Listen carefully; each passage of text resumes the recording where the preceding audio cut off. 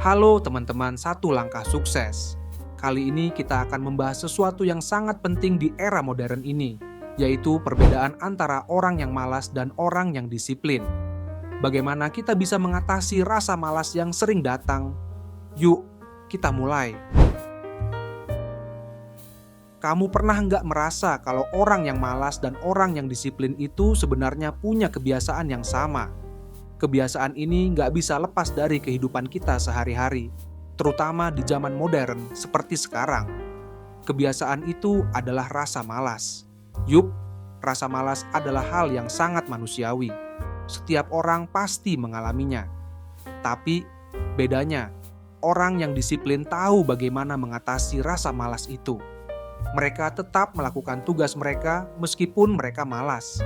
Sebaliknya, orang yang malas seringkali mendengarkan apa yang otak mereka pikirkan dan inginkan, yang biasanya adalah menghindari hal-hal yang membuat tidak nyaman. Menurut penelitian ilmiah, otak kita didesain untuk menghindari hal-hal yang mengintimidasi dan membuat kita tidak nyaman. Ini adalah insting survival kita. Tapi, kalau kita terus mendengarkan emosi negatif tersebut, ini bisa berdampak buruk pada hidup kita.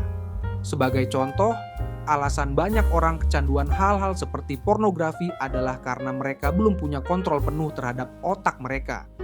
Di dalam buku You Are Not Your Brain, ada konsep menarik yang disebut deceptive brain messages. Otak kita bisa membuat narasi yang tidak sesuai dengan realita, yang bisa merusak self-esteem kita.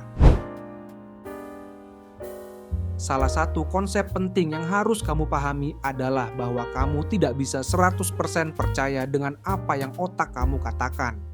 Kamu harus percaya dengan jiwa dan hati kamu. Aku dulu juga pernah mengalami masa-masa sulit, depresi, dan kecanduan video games. Tapi, dengan self-improvement dan aksi nyata, aku bisa mengubah hidupku. Disiplin adalah kunci. Ketika kamu menjalani hidup yang produktif dan menanamkan mindset disiplin, kamu akan merasa lebih fulfilled. Melakukan hal-hal yang kamu tidak suka tapi harus dilakukan akan memberikan kepuasan tersendiri.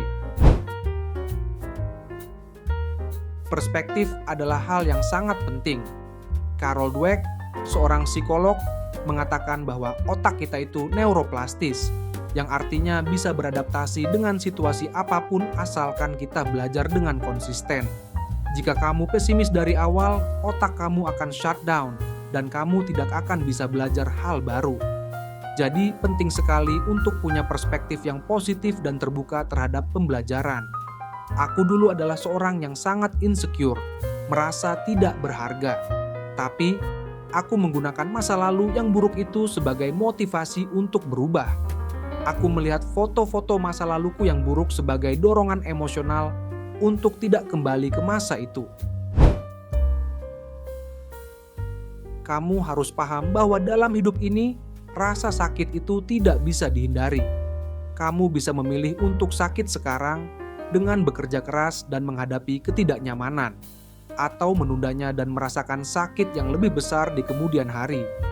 Prinsip front end pain leads to back end pleasure adalah sesuatu yang aku pegang erat. Ingat, nobody is coming to save you. Masa depan kamu bergantung pada diri kamu sendiri. Manfaatkan energi prima kamu sekarang untuk membangun masa depan yang lebih baik. Jangan jadikan hidup sebagai candaan. Ambil tanggung jawabmu dan lakukan yang terbaik.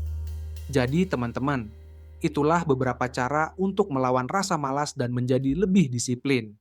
Semoga video ini bisa memberikan kamu motivasi untuk terus berkembang dan mencapai kesuksesan. Jangan lupa untuk like, share, dan subscribe untuk konten-konten inspiratif lainnya di Satu Langkah Sukses. Sampai jumpa di video berikutnya.